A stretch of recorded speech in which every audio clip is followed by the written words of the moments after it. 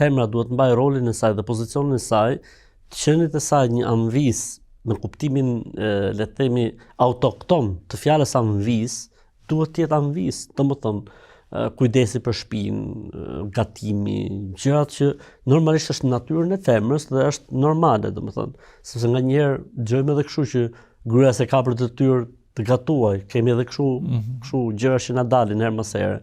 Po kush do të gatuaj valla, po s'gatuaj gruaja, domethënë.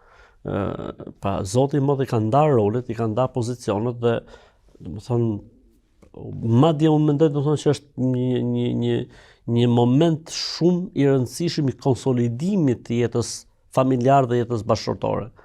Pra nëse nuk ka një tryezë që neve na mbledh, që neve na ul së bashku, domethënë çfarë mbetet pastaj? Madje ka një hadith shumë interesant që dikush domethënë është ankuar tek profeti alayhis salam se nuk ka shumë bekim, nuk ka shumë, le të themi, marrësi në familje. Dhe i ka bërë një pyetje, ndoshta i ka thënë hani gjithë secili veç e veç.